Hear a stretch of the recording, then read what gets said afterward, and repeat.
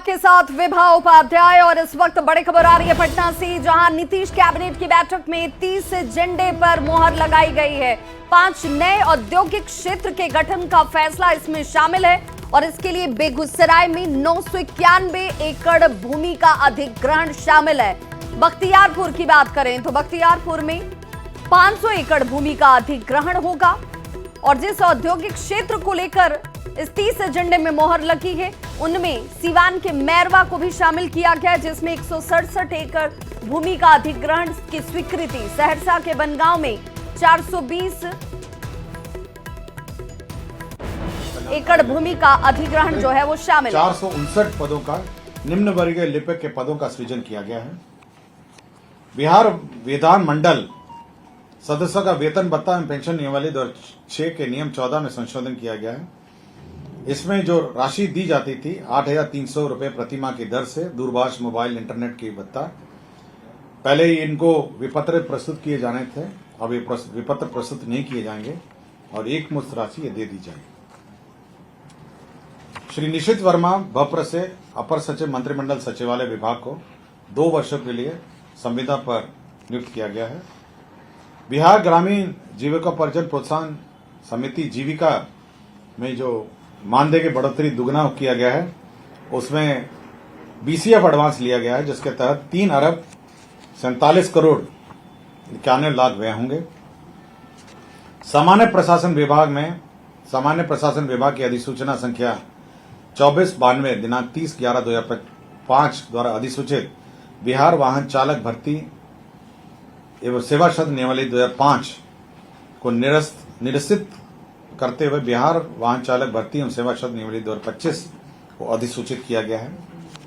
गोपालगंज जिला अंतर्गत अंचल कटैया मौजा बैरिया में थाना संख्या 72 में 6.94 एकड़ भूमि सशुल्क आधार पर बीआरडब्ल्यू को स्थानांतरित किया गया और राज्य में के अंतर्गत अवस्थित निजी चिकित्सा महाविद्यालय में डीम्ड विद्यालय में स्नातक और स्नातकोत्तर पाठ्यक्रम में 50% सीटों पर नामांकन हेतु सरकारी चिकित्सा महाविद्यालय के लिए निर्धारित शुल्क के अनुरूप शुल्क निर्धारण करने के निर्णय को माननीय उच्च न्यायालय पटना द्वारा दिनांक 5/8/2025 को पारित न्यायाधीश के आलोक में स्थगित करने का निर्णय लिया गया। इसकी संतुष्टि की गई। धन्यवाद। कुल 30 एजेंडे पे निर्णय हुए हैं। धन्यवाद। किसी को कुछ पूछना हो? सर, ये जो पेंशन की बढ़ोतरी हुई है जेपी सेनानी की, कोई संख्या है कि कितना है? वैसे भी इनकी संख्या लिखा है, कैबिनेट नोट में संख्या लिखा है क्या?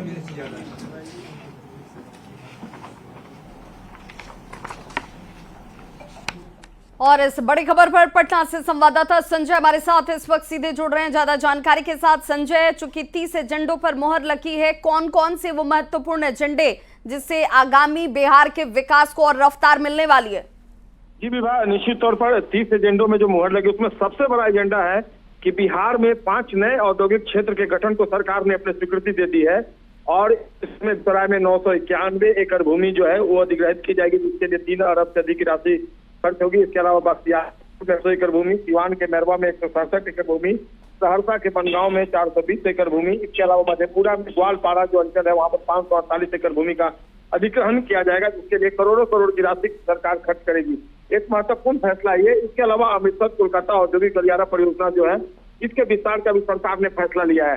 जो बिहार विधानमंडल के सदस्य हैं दोनों के, उनके भी जो उनका पेंशन है, उनका भत्ता है, उसमें 2006 में जो संशोधन किया गया और अब नई राशि जो है दी जाएगी। इसमें विपत्र जो है वो नहीं देना होगा।